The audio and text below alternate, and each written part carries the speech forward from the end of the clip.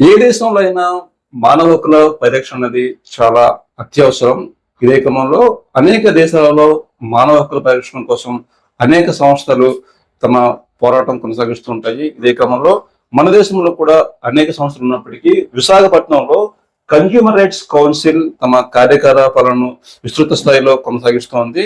ఇదే క్రమంలో మనం విశాఖపట్నంలోని కన్స్యూమర్ రైట్స్ కౌన్సిల్ ప్రధాన కార్యాలయంలోనూ మనతో మాట్లాడేందుకు consumer rights council founder, national president doctor Vikas Pandey గారు, ఆయనతో మాట్లాడదాం. సార్ నమస్తే. సార్ నమస్తే జేకే గారు. నమస్తే సార్, ఎలా ఉన్నారు? వెరీ హ్యాపీ సార్, చాలా సంతోషం. మీలాంటి వాళ్ళు ఇలాంటి కార్యక్రమంకి ముందుకు వస్తే ఇంకా భారీ రూపంలో మన ప్రోగ్రామ్స్ అన్ని కండక్ట్ చేసుకోవచ్చు, ప్రజల్లో కూడా తీసుకెళ్ళిపోవచ్చు. మనం వినియోగదారుల హక్కుల కోసం మాట్లాడడానికి ముందుగా ఒక విషయం మిమ్మల్ని అడగాలనుకుంటున్నాము. మీ ఆఫీస్కి వచ్చే ముందు మీ వెహికల్ చూసాను, సత్యమేవ జయతే అనేసి తెలుగులో కనిపించి రాసి ఉంది. మీరు చూస్తే ఉత్తరప్రదేశ్ చెందిన వారు. తెలుగులో సత్యమేవ జయతే పదం రాయడానికి కారణం ఏంటి? ప్రత్యేకించి ఉందా? తెలుగులో ఎందుకు రాయించానంటే, నేను లాస్ట్ 26 ఇయర్స్ నుంచి ఆంధ్రప్రదేశ్ లో ఉన్నాను. సో ఏ స్టేట్ లో మన స్టేట్ అయినా అక్కడ రీజనల్ లాంగ్వేజ్ మరి నేర్చుకోవాలి, and we have to accept that regional language. కాబట్టి నేను కూడా డిస్కస్ చేసినప్పుడు కానీ ఎక్కడైనా బయట వెళ్ళినప్పుడు కానీ తెలుగు ఎక్కువ యూజ్ చేస్తున్నాను. సో ఇది మన సంప్రదాయం అండి. మన ఏ స్టేట్ లో ఉన్నా ఆ కల్చర్ మనం అక్సెప్ట్ చేయాలి, లాంగ్వేజ్ అని అక్సెప్ట్ చేయాలి. కాబట్టి Satyameva Jayate but in Telugu. Okay, right sir. అసలు కన్స్యూమర్ రైట్స్ కౌన్సిల్ అన్నది ప్రారంభించాలనేటువంటి ఆలోచన మీకు ఎలా వచ్చింది? కన్స్యూమర్ రైట్ కౌన్సిల్ అంటే 3 వర్డ్స్ అండి.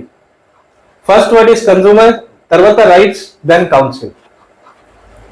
మన నేషనల్ లెవెల్లో చూస్తే గవర్నమెంట్ 1986 లో రాజీవ్ గాంధీ గారు ఒక చట్టా తయారు చేశారు, కన్స్యూమర్ ప్రొటెక్షన్ యాక్ట్ 1986. ఫస్ట్ అప్పుడే చట్టా తయారైంది.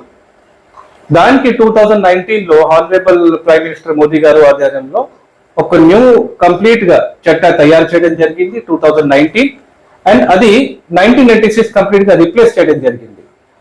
సో కన్స్యూమర్ అంటే ఈ రోజు ప్రతి వ్యక్తి, ఈ భూమిలో ఉన్న వాళ్ళు ప్రతి వ్యక్తి వాళ్ళు శ్వాసం తీసుకుంటున్నారంటే వాళ్ళు ఒక వినియోగదారు, ఒక కన్స్యూమరే. రకరకాల ప్రాబ్లమ్స్ వాళ్ళు డే టు డే లైఫ్ లో ఫేస్ చేస్తున్నారు. వాళ్ళకి కొన్ని రైట్స్ ఉంటుంది, రైట్స్ ఉంది, బట్ రైట్స్ ఏ విధంగా కాపాడాలి వాళ్ళకి తెలియదు. దానివల్ల బాధపడుతున్నారు రోజు డే టు డే లైఫ్ లో. ఇవన్నీ ఆలోచన చేస్తూ కన్స్యూమర్స్ అండ్ వాళ్ళ రైట్స్ తర్వాత కౌన్సిల్ పుట్టింది. ఇవన్నీ ఒక కన్స్యూమర్స్ కి awareness, education and protection provide చేయడానికి ఒక మంచి మైండ్ తో మన టీమ్ మెంబర్స్ అందరితో పాటు కలిసి కన్స్యూమర్ రైట్ కౌన్సిల్ స్టార్ట్ చేయడం జరిగింది. ఓకే, అంటే కన్స్యూమర్ రైట్స్ కౌన్సిల్ ప్రారంభించడం కనుక మీకేమైనా వ్యక్తిగతమైన అనుభవాలు ఏమైనా ఎదురయ్యాయి? అంటే మీకు సేవల్లో కావచ్చు, లేకపోతే వస్తువులకు సంబంధించి కానీ ఏమైనా ఇబ్బందులు ఎదురయ్యాయా? ఆ నేపథ్యంలో ఇది పుట్టుకొచ్చిందా, లేకపోతే సామాజికంగా ప్రజలతో ఇబ్బందులు చూసి మీరు ప్రారంభించారు? చాలా ఉంది సార్. ఇది ఒక 2 minute టైం నేను తీసుకుంటాను.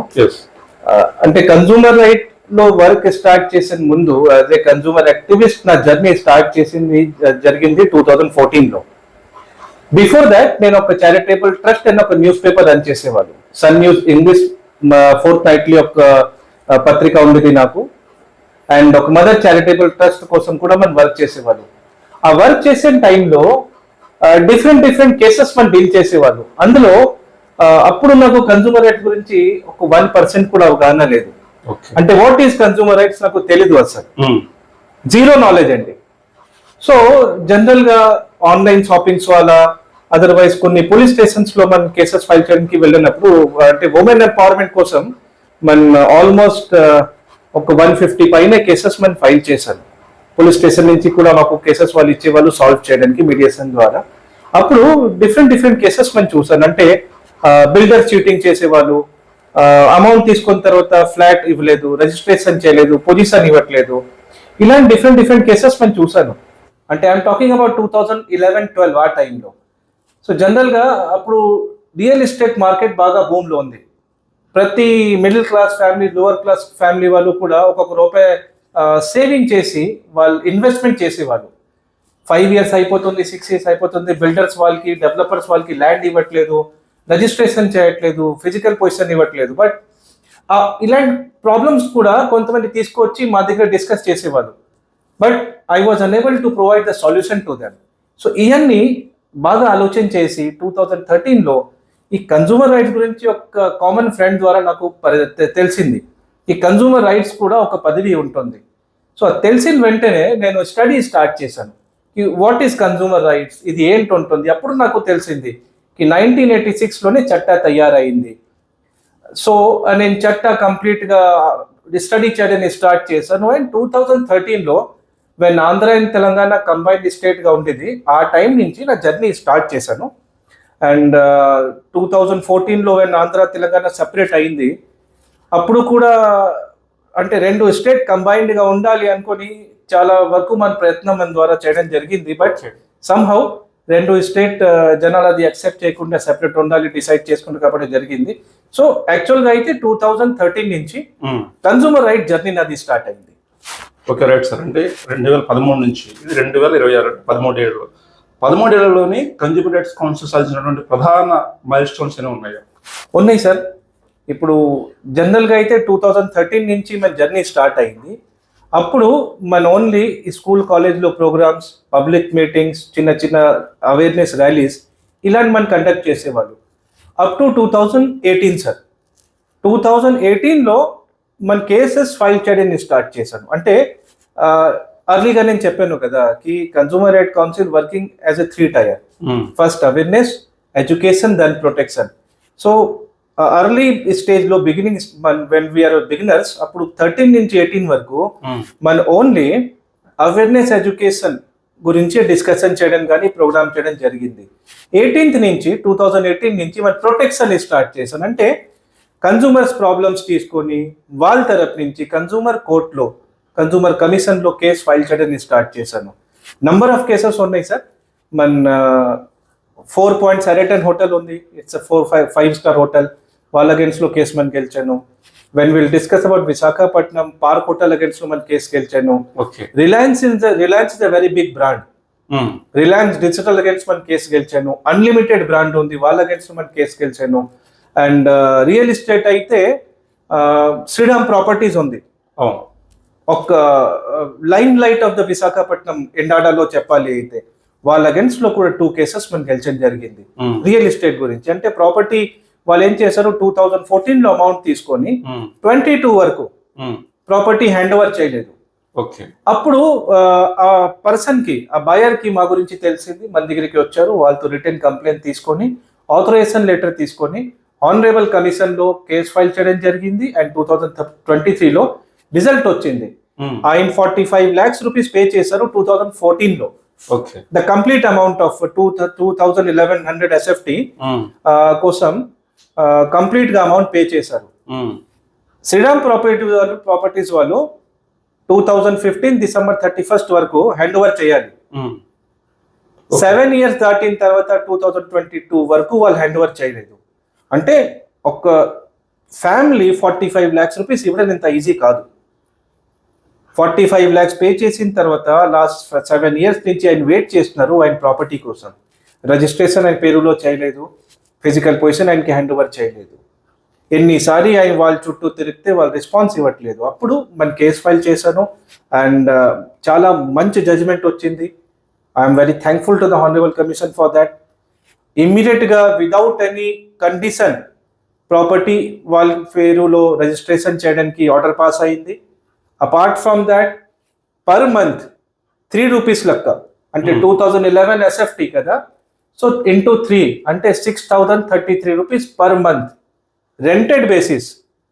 ఎప్పటి నుంచి 2016 1st January నుంచి ఏ రోజు వరకు వాళ్ళు ఇంప్లిమెంట్ చేయలేకపోతే ఆ రోజు వరకు, అంటే ప్రతి మంత్ 6033 rupees రెంట్.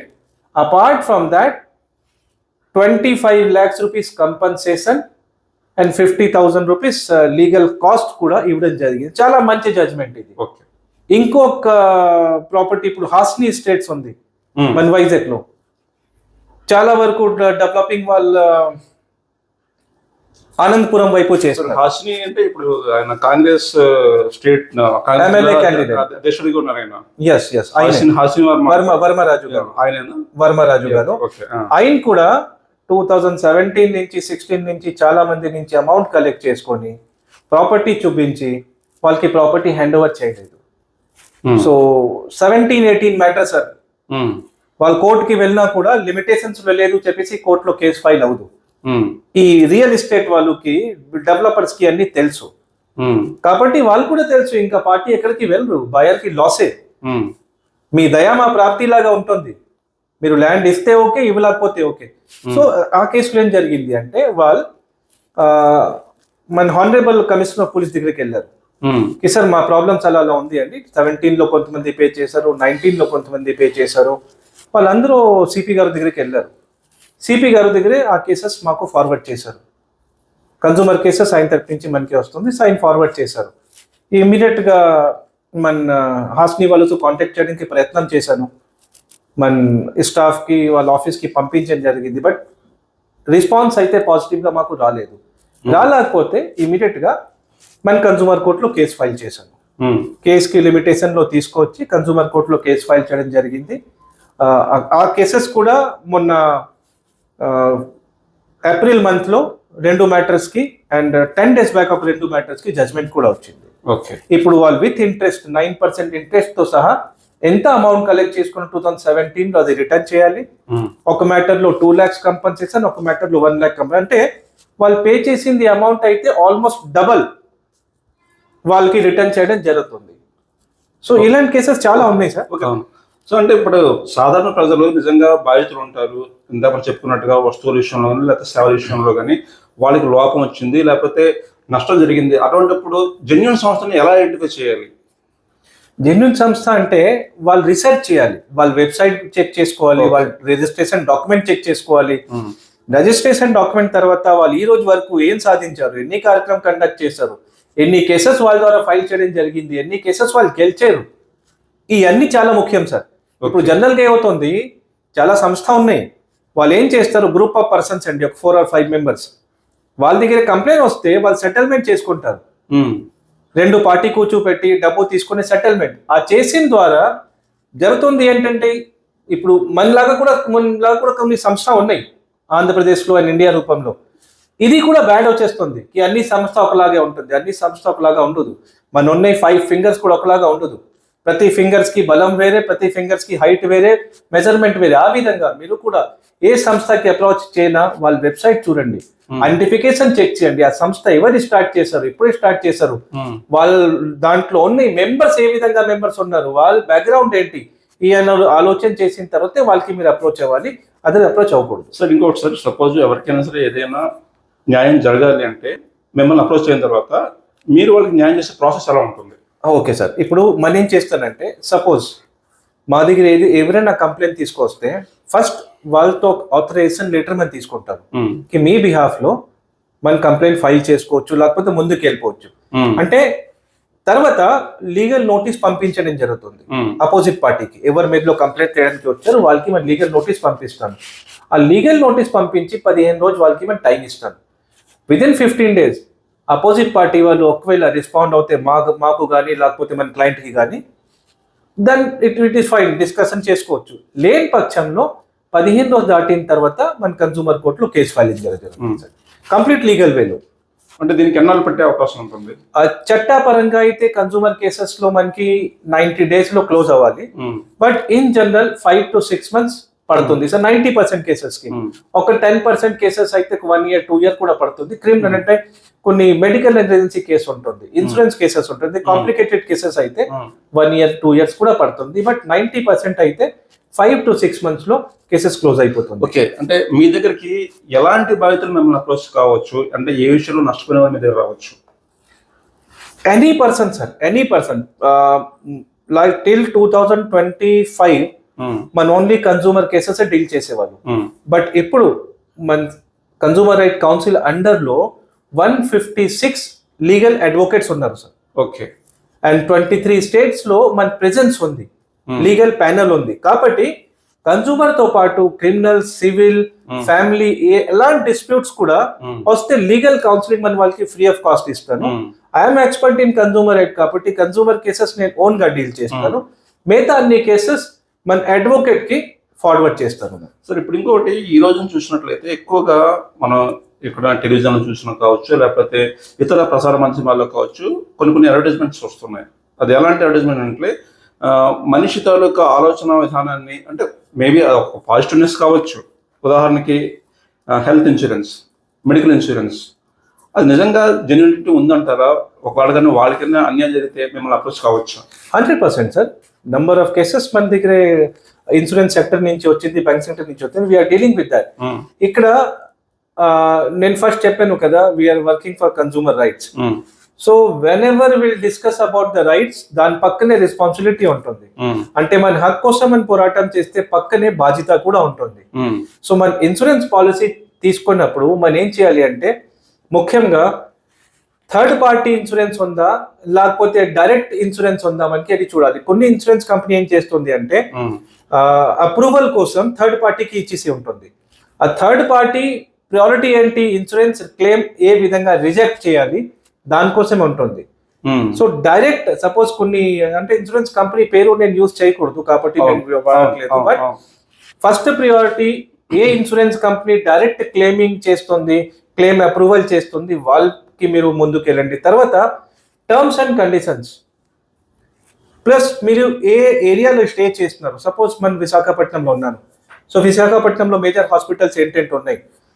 మీరు ఇన్సూరెన్స్ పాలసీ తీసుకున్నప్పుడు ఆ ఇన్సూరెన్స్ కంపెనీకి మీకు నచ్చిన హాస్పిటల్స్కి టైఅప్ ఉంది లేదా చూడాలి. ఓకే, టైఅప్ లేదైతే క్యాష్లెస్ ఫెసిలిటీ ఉండదు. అదే టైఅప్ ఉంది అయితే బిఫోర్ అడ్మిట్ మీరు ఇన్సూరెన్స్ కంపెనీకి 1 day బిఫోర్ చెప్పేస్తే వాళ్ళు అప్రూవల్ ఇచ్చిస్తారు. సో డబ్బు ప్రాబ్లం లేకుండా మీరు ట్రీట్మెంట్ తీసుకోవచ్చు. సో ఇవన్నీ కొన్ని ముఖ్యంగా ఉంది సార్.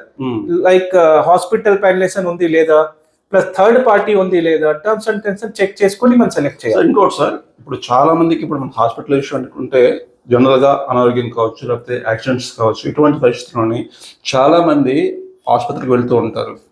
ఆసుపత్రికి వెళ్తున్నప్పుడు చాలా మటుకు అంటే అన్ని అని చెప్పిన కొన్ని ఆసుపత్రుల్లోని ఆరోగ్యశ్రీ టైం పట్టొచ్చు, లేదా ఆయుష్మాన్ కార్డు కూడా ఉంటుంది.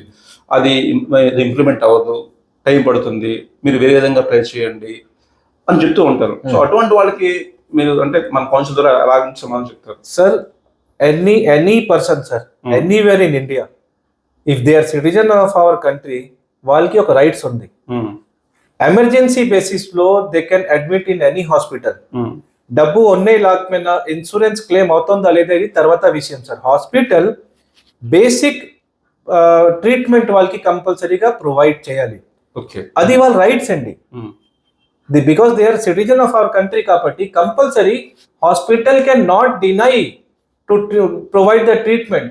ఎనీ ఎమర్జెన్సీ, యాక్సిడెంట్ అయిందా లేకపోతే హార్ట్ అటాక్ వచ్చింది, ఏదో ప్రాబ్లం వచ్చింది, ఓకే మీకు అమౌంట్ మీ పాకెట్లో ఉంది లేదా, అదర్వైజ్ యాక్సిడెంట్ రూపంలో ఎవరైనా పట్టుకొని వెళ్ళారు, అన్కాన్షియస్ కండిషన్ లో పేషెంట్ ఎలా చెప్తారు అమౌంట్ ఉంది లేదా, ఇన్సూరెన్స్ కవరేజ్ ఉంది లేదా. సో బేసిక్ ట్రీట్మెంట్ ఇమ్మీడియట్ గా హాస్పిటల్ స్టార్ట్ చేయాలి. దానికి ఆరోగ్యశ్రీ కార్డ్ కానీ హెల్త్ ఇన్సూరెన్స్ కానీ ఏంటి అవసరం లేదు. బేసిక్ వాళ్ళు ఒకవేళ డినై చేస్తే అది ఆఫెన్స్, క్రిమినల్ ఆఫెన్స్ అండి. వాళ్ళ మీద కూడా కేసు ఫైల్ చేయడానికి ఎనీ పర్సన్ మీకు ఎప్పుడైనా ఏదైనా హాస్పిటల్ వాళ్ళు ట్రీట్మెంట్, బేసిక్ ట్రీట్మెంట్ ఇవ్వడానికి డినై చేస్తే we are here to take up your case. Come to us, definitely will file the case against that hospital. Okay, right sir. ఇంకోటి, మీ సంస్థకి ప్రభుత్వం నుంచి లేదా విశాఖపట్నం పోలీస్ కమిషన్ నుంచి ఎలాంటి సహాయ సహకారాలు అందుతున్నాయి? Sir, all departments, when will discuss about government of India or state government, ప్రతి డిపార్ట్మెంట్ వాళ్ళు 100% 24/7 మాకు సపోర్ట్ చేస్తున్నారు. ఇప్పుడు ముఖ్యంగా మనకి కన్సూమర్ రైట్స్ లో కొన్ని డిపార్ట్మెంట్స్ ఉంటుంది, like FSSAI department, drug control department, legal metrology department. మన అవేర్నెస్ ఎడ్యుకేషన్ ప్రోగ్రామ్స్ కండక్ట్ చేసినప్పుడు వాళ్ళ ఇన్స్పెక్టర్స్ కానీ అసిస్టెంట్ కంట్రోలర్స్ కానీ వాళ్ళు కూడా మనతో పాటు స్కూల్స్ లో, కాలేజ్ లో, పబ్లిక్ మీటింగ్స్ లో వచ్చి అవేర్నెస్ క్రియేట్ చేయడం జరుగుతుంది. And when will discuss about the honourable commissioner sir, నేను లాస్ట్ 26 years నుంచి విశాఖపట్నంలో ఉన్నాను. బట్ ఈ టైప్ కమిషనర్ ఆఫ్ పోలీస్ నేను విశాఖపట్నంలో ఫస్ట్ టైం చూసాను. డాక్టర్ శంకరదత్త బాక్షి గారు. ఎస్, ఫస్ట్ టైం చూసాను and I'm very happy with that. ఇలాంటి IPS ఆఫీసర్ మన ఇండియాలో ఒక 10-15 ఉంటే మొత్తం ఇండియా కంప్లీట్ గా మార్పు వచ్చేస్తుంది sir. So he is a very great person. Earlier అయితే ఎవరికైనా కమిషనర్ ఆఫ్ పోలీస్ పదవి వినేసి భయం ఉంటుంది. కమిషనర్ ఆఫీస్కి వెళ్ళి ఎవరితో కలవాలి, ఎలా కలవాలి, ఒక ఫీలింగ్ ఉండేది. ఇప్పుడు ఒక సామాన్య పర్సన్ కూడా అర్ధరాత్రి కూడా ఆయనకి ఫోన్ చేసి వెళ్ళి CP ఆఫీస్ లో కలవచ్చు. Okay, so he is available for everyone sir. Okay right sir. ఇప్పుడు ప్రజెంట్ చూసుకున్నట్లయితే ఆల్రెడీ ఇది జూన్ మంత్, చాలా మటుకు కూడా మధ్య తరగతి ప్రజలకు తమ పిల్లలకి స్కూల్కి పంపించాలన్నా లేకపోతే కాలేజీకి పంపించాలన్నా గుండెల్లో గుబులు, ఆర్థిక భారం, నెలవారీ ఖర్చులతో పాటు ఈ నెలలో స్కూల్ ఫీజు ఎలా కట్టాలి, బుక్స్ ఎలా కొనాలి, యూనిఫామ్ ఎలా చేయాలి. సో ఇటువంటి వాటి కోసం మీ కౌన్సిల్ ఏమైనా ప్రజల తరపు నుంచి ఏమైనా పోరాటం చేస్తుందా? సార్ యాక్చువల్గా 2016 నుంచి మన ఒక నేషనల్ మూవ్మెంట్ స్టార్ట్ చేశాను against the corrupted education system. 2016లో 84 స్కూల్స్ మనం చేసిన పోరాటం వల్ల విశాఖపట్నం జిల్లాలో క్లోజ్ చేయడం జరిగింది. 84 స్కూల్స్ సార్. 2017లో మళ్ళీ 24 స్కూల్ క్లోజ్ చేయడం జరిగింది.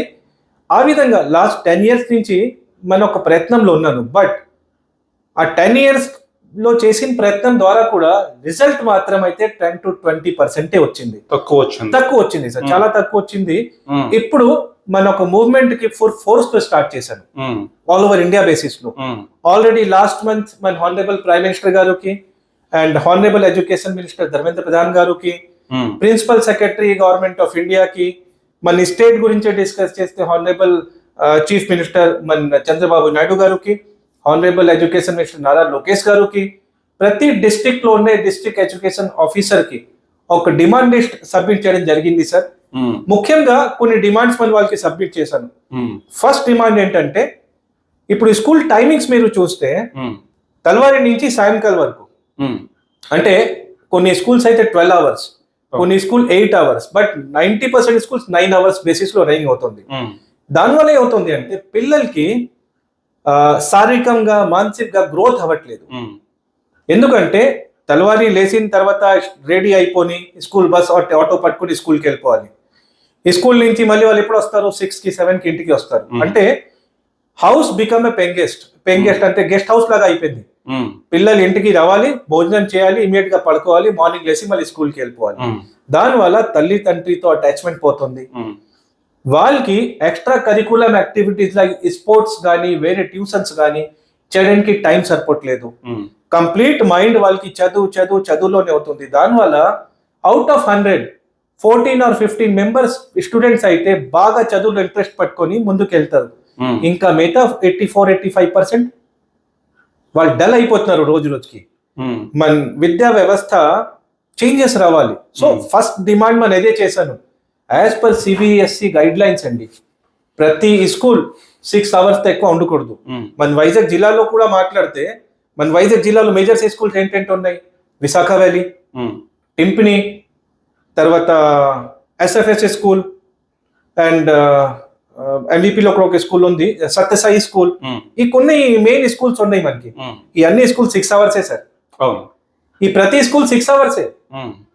మిగతా స్కూల్స్ కి ఏంటయింది? ఇది major schools, major number of students అక్కడ క్లాసెస్కి వెళ్తున్నారు, 3,000-4,000. అప్పుడు కూడా they are happy with 6 hours school timings.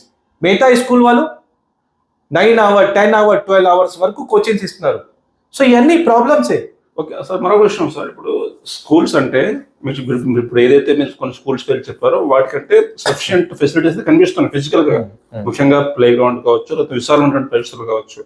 కానీ చాలా మటుకు కూడా మన సిటీలో మీకు కూడా తెలుస్తుంది, కొన్ని చిన్న చిన్న ప్రైమరీ స్కూల్స్ కావచ్చు, హై స్కూల్స్ కావచ్చు, ఒకే బిల్డింగ్ లోని జస్ట్ లైక్ అపార్ట్మెంట్ లోని 4-5 రూముల్లోని పిల్లలకు బందీలుగా మారుతున్నారు.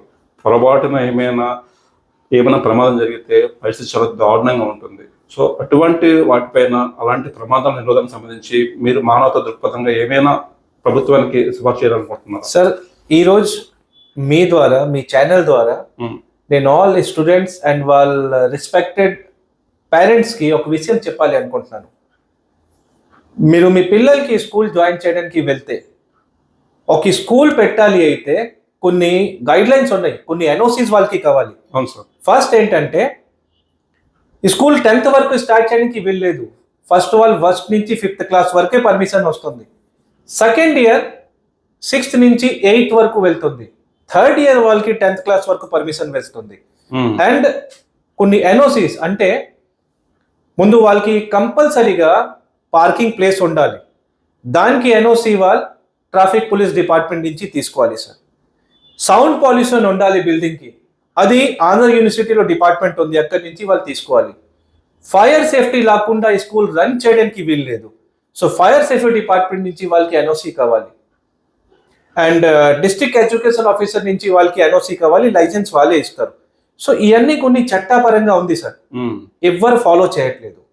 ప్లస్ ఇక్కడ భారీగా జరుగుతుంది ఏంటంటే, ప్రతి స్కూల్ లైక్ నేను పేరు కూడా చెప్పేస్తాను, ఎందుకంటే గతంలో వాళ్ళతో మాకు బోల్డ్ పోరాటం జరిగింది కాబట్టి పేరు చెప్పడానికి ప్రాబ్లం లేదు.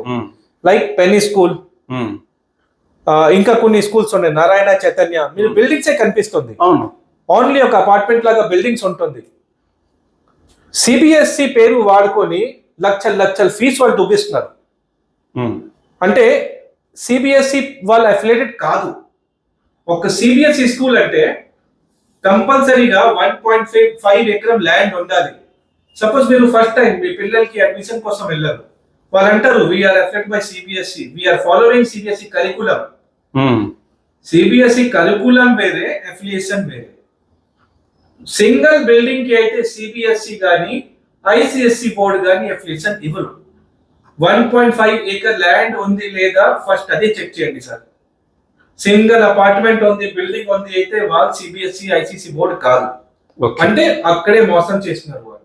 ఫస్ట్ మీరు క్వశ్చన్ రేస్ చేసుకుంటారు, సో మీ యువర్ అఫిలియేషన్ లెటర్, సిబిఎస్ఈ బోర్డుది అఫిలియేషన్ లెటర్ మాకు చూపించండి. వాళ్ళు అప్పుడు చెప్తారు లేదు మన అఫిలియేషన్ కాదు, మన సిబిఎస్ఈ కరికులం ఫాలో చేస్తున్నారంట. వాళ్ళు ఏం చేస్తున్నారంటే నారాయణ చైతన్య ఇంకా కొన్ని ప్రైవేట్ స్కూల్స్ వాళ్ళు, corporate schools you can say that, వాళ్ళు ఏం చేస్తారంటే ఒక పబ్లికేషన్ కి పట్టుకొని, ఆ పబ్లికేషన్ కూడా రిలేటివ్ ఉంటారు, వాళ్ళ రిలేటివ్స్ ఉంటారు, ఒక పబ్లికేషన్ కి పట్టుకొని benami publications you can say that, books కొన్ని సెలెక్ట్ చేసుకొని, అదే ఎన్సీఆర్టీ సిబిఎస్ఈ అయితే ఎన్సీఆర్టీ బుక్స్ అండి, ఎన్సీఆర్టీ బుక్స్ 150 రూపాయలు 200కి దొరుకుతుంది.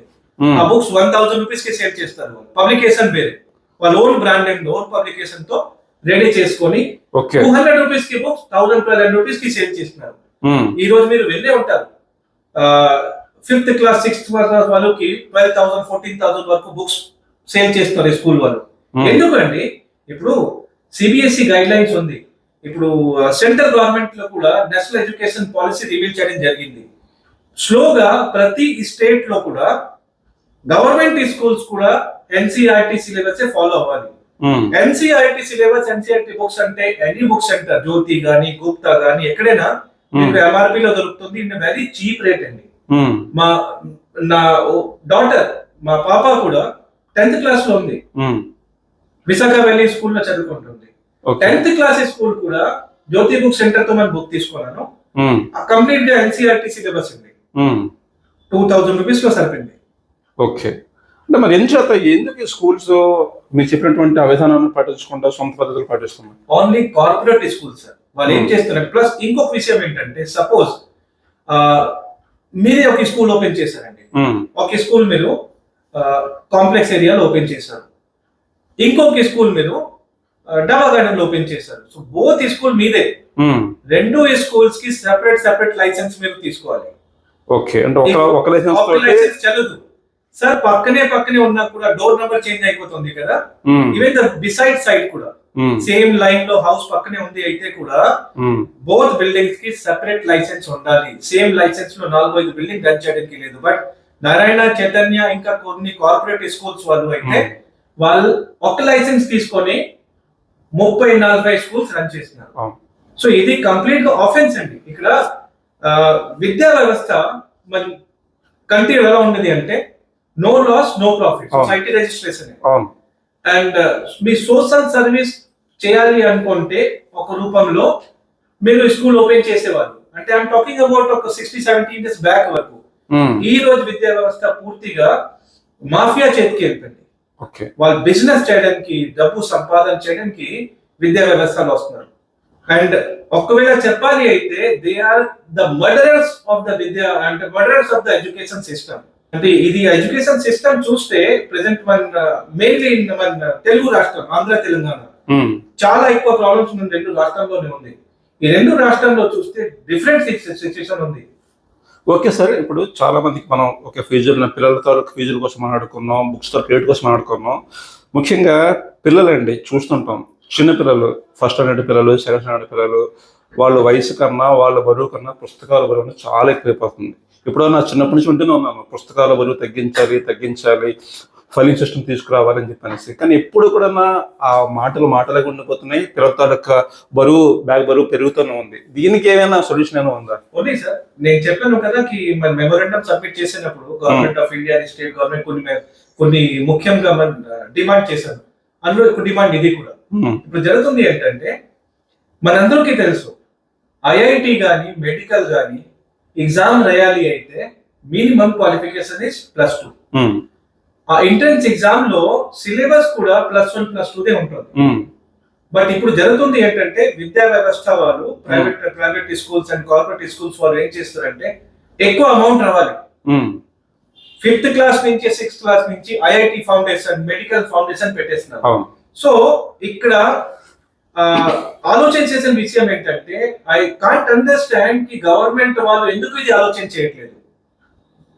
ఒక ప్రైవేట్ స్కూల్ కార్పొరేట్ స్కూల్ లో చేస్తున్నారు తప్పు, ఓకే, వాళ్ళు డబ్బు సంపాదన కోసం చేస్తున్నారు, వాళ్ళ ప్లేస్ లో వాళ్ళు కరెక్టే. But government of India, government of Andhra Pradesh కి ఏం జరిగింది, వాళ్ళకి సెన్స్ ఉండాలి. వాళ్ళకి ఎందుకు కనిపించట్లేదు అంటే, 12th క్లాస్ అంటే 18 years ఆఫ్ ఏజ్ లో ఇచ్చిన బరువు మీరు 10 years 11 years ఏజ్ లో ఇచ్చిస్తే పరిస్థితి ఎలా ఉంటుంది? ఇప్పుడు ఐఐటి గాని అంటే ఇంజనీరింగ్ అండ్ మెడికల్ తో పాటు కూడా చాలా సర్కిల్స్ ఉన్నాయి. మేబీ వాళ్ళు 12th తర్వాత ఐఐటి గాని నీట్ గాని వదిలేసి వాళ్ళు సైంటిస్ట్ గా చేసుకోవచ్చు. ఒక నోబెల్ ప్రొఫెసర్ ఉంది, టీచర్స్ ప్రొఫెసర్ గా మారిపోవచ్చు, కల్టివేషన్ కి వెళ్ళిపోవచ్చు. రకరకాల ఛాన్సెస్ ఉన్నాయి. ఎందుకు ఇంజనీరింగ్ మెడికల్ పదవి వాడుకొని ఓన్లీ ఈ కార్పొరేట్ స్కూల్స్ డబ్బు కలెక్ట్ చేయడానికి ఐఐటి అన్నది స్కూల్ లెవెల్లో అవసరం లేదంటారు సార్? 100%. మరి ఎప్పుడు స్టార్ట్ అవ్వాలి? After 10th. Okay, 10th class pass అయిపోయిన తర్వాత పిల్లలకి ఒక అవగాహన వస్తుంది. వాళ్ళు ఒక టీనేజర్ ఏజ్ లో ఉంటారు. ఈ ఏజ్ ఆఫ్ 16 years వాళ్ళు 10th పాస్ చేస్తారు. అప్పుడు వాళ్ళకి రిజల్ట్ చూస్తే ఐడియా వస్తుంది, ఓకే నేను మ్యాథమెటిక్స్ లో స్ట్రాంగ్ ఉన్నాను, లేకపోతే నేను ఫిజిక్స్ లో స్ట్రాంగ్ ఉన్నాను, లేదు నాకు బయాలజీ చాలా నచ్చింది. Then they will select medical. Okay, ఇది చాలా ముఖ్యమైన విషయం అండి. చాలా మటుకు స్కూల్స్ చూస్తున్నాం, ఆ స్కూల్స్ తాలూకు మేనేజ్మెంట్ తల్లిదండ్రులను మోటివేట్ చేసే ప్రయత్నం చేస్తూ ఉంటాయి. మీ పిల్లలు బాగా తెలివైన వాళ్ళు ఐఐటీలో చేర్పించండి, వీళ్ళు 6th క్లాస్ నుంచి కూడా కానీ ట్రైనింగ్ ఇస్తే రేపు ఇంటర్మీడియట్ స్థాయికి వెళ్తే వాళ్ళు మంచి స్థాయికి వెళ్తారు, ఆ తర్వాత వాళ్ళ భవిష్యత్తు బాగుంటుందని చెప్పనేసి తల్లిదండ్రులు మోటివేట్ చేస్తారు. బేసిక్గా ఏ తల్లిదండ్రులైనా సరే తమ పిల్లలు బాగుండని చెప్పి ఆలోచిస్తారు. ఈ క్రమంలోనే తమకు స్తోమత ఉన్నా లేకపోయినా ఐఐటి కోర్స్ కోసం చెప్పనేసి డబ్బులు ఖర్చు పెడతారు. వాళ్ళకి తెలియడం లేదు పిల్లలపైన భారం పడుతుందని చెప్పనేసి. సో సార్ చెప్పినట్టుగా 10th క్లాస్ వరకు కూడా అసలు ఐఐటి సంబంధించినటువంటి కోర్సు అనేది అవసరం లేదు. 10th తర్వాత పిల్లలకి వాళ్ళకు మానసిక పక్వత ఏర్పడుతుంది. వాళ్ళకి మ్యాథమెటిక్స్లో అవగాహన ఉందా, లేకపోతే మెడికల్ సైడ్ వెళితే ఎలా ఉంటుంది అని ఒక అవగాహన వస్తుంది. తద్వారా వాళ్ళు ఏ తీసుకుంటే బెటర్ అని చెప్పనేసి ఒక స్పష్టమైనటువంటి క్లారిటీ వస్తుంది. దట్ ఈస్ కరెక్ట్ అనమాట. 10th తర్వాత ఐఐటి వైపు వెళ్తేనే కరెక్ట్ అని చెప్పనేసి చెప్తున్నారు. సరే, ఫైనల్గా ఓకే, మనం చాలా విషయాలు మాట్లాడుకున్నాం. కన్జ్యూమర్ రైట్స్ కౌన్సిల్ని అప్రోచ్ కావాలంటే ఎలా అప్రోచ్ కావాలి? మీ ఫోన్ నెంబర్స్ కావచ్చు, లేకపోతే ఆల్రెడీ మీరు ఇక్కడ ఇచ్చున్నారు, ఒకసారి చెప్పండి సార్. ఒకసారి కన్జ్యూమర్ రైట్ కౌన్సిల్ కి మీరు ఏ ప్రాబ్లం వల్ల అప్రోచ్ అవ్వాలి అనుకుంటే, లేకపోతే ప్రాబ్లం ఉండే కాకపోయినా డిస్కస్ చేయాలి ఏదైనా విషయం కూడా మీరు మాకు అప్రోచ్ అవ్వాలి అనుకుంటే, మన వెబ్సైట్ ద్వారా www.crcbharat.com, మన వాట్సాప్ నంబర్ 9963633653, ఈ ప్లస్ గూగుల్ ద్వారా కూడా మీరు గూగుల్లో కూడా కన్జ్యూమర్ రైట్ కౌన్సిల్ కొడితే నా పేరు కొడితే కూడా వచ్చేస్తుంది. You can catch us. Sir, అంటే భవిష్యత్తులో మీ కార్యాచరణ ఎలా ఉండబోతుంది? ప్రజలకి అంటే ప్రజల మీదకి ఎలా వస్తారు, కానీ మీరు ప్రజలను మరింతగా చేరువయ్యేటువంటి ప్రోగ్రామ్స్ ఏమైనా ఉన్నాయా? సార్, ఇప్పుడు ప్రెసెంట్ అయితే విద్యా వ్యవస్థ మేట్లో నేను నేషనల్ మూవ్మెంట్ రన్ చేస్తున్నాను. అండ్ కొన్ని మంత్స్ వరకు కంటిన్యూ ఇదే భారీ రూపంలో జరుగుతుంది. ఎందుకంటే ఒక పోరాటం చేసి ఒక విషయం సాధించాలి అంటే ఒక రోజు పని కాదు. ఇందులో కొన్ని డేస్ పడవచ్చు, కొన్ని మంత్స్ పడవచ్చు, కొన్ని ఇయర్స్ పడవచ్చు. నేనే చెప్పాను కదా, 10 years నుంచి చేసిన పోరాటం కూడా ఒక 20% ఎక్కువ మాకు రిజల్ట్ రాలేదు. కాబట్టి ఇది కొద్దిగా స్పీడప్ చేశాను మనం. అండ్ ఇక్కడే కాదు, ఇప్పుడు మనం సోషల్ మీడియాలో ఉన్నాను, ప్రెస్ మీటింగ్ మనం కండక్ట్ చేస్తున్నాను, గవర్నమెంట్ కి మెమోరాండం ఇస్తున్నాను. ఉమ్, ఇప్పుడు కూడా ఒకవేళ గవర్నమెంట్ ఇందులో స్పందన తీసుకొని యాక్షన్ తీసుకోలేకపోతే ఉమ్. కంప్లీట్ నేషనల్ లెవెల్లో హంగర్ స్ట్రైక్ అండ్ ప్రొటెస్ట్ చేయడం కోసం కూడా మనం రెడీ ఉన్నారు. ఓకే రైట్, ఇది కన్జ్యూమర్ రైట్స్ కౌన్సిల్ సంబంధించి చాలా వివరంగా అనేక విషయాలు మనం చర్చించడం జరిగింది. ఆయన ఏ నేపథ్యంలో ఈ కన్జ్యూమర్ రైట్స్ కౌన్సిల్ అనేది ఏర్పాటు చేశారు, అదేవిధంగా బయట మనం చూసినట్లయితే కొంతమంది తమ పేరు ప్రఖ్యాతుల కోసం లేకపోతే సమాజంలో తమ గొప్ప కోసం స్టిక్కర్లు తగిలించుకుంటూ ఉంటారు. అటువంటి వాటిలోని మనం ఎవరిని అప్రోచ్ అవ్వాలనేది కూడా మనం డిస్కస్ చేయడం జరిగింది. అదేవిధంగా పాఠశాలలు మన పిల్లలను ఏ పాఠశాలలో జాయిన్ చేయాలి, మరీ ముఖ్యంగా చెప్పాలంటే 6వ తరగతి నుంచి కూడా ఐఐటి అవసరం లేదని చెప్పనేసి మరోసారి స్పష్టంగా సార్ చెప్పిన మాట నేను కూడా చెప్తున్నాను. ఇక భవిష్యత్తులో ప్రజలకు ఏదైతే హక్కులు ఉందో హక్కుల పరిరక్షణ కోసం కన్జ్యూమర్ రైట్స్ మరింతగా పోరాటం చేస్తుందని చెప్పనేసి వికాస్ పాండే గారు తెలియజేస్తున్నారు. సో ఆయన ఏదైతే ఒక సామాజిక లక్ష్యం కోసం ఒక మంచి సమాజం ఏర్పడాలని, ప్రజలందరూ కూడా ఎటువంటి ఇబ్బందులు లేకుండా ఉండాలని, ముఖ్యంగా ఆరోగ్యానికి సంబంధించి హాస్పిటల్స్ లో దోపిడీని అరికట్టాలని చెప్పేసి ఆయన పోరాటం చేస్తున్నారు. ఆయన పోరాటం సఫలీకృతం కావాలని ఆశిస్తూ sir, wish you all the best. Thank you.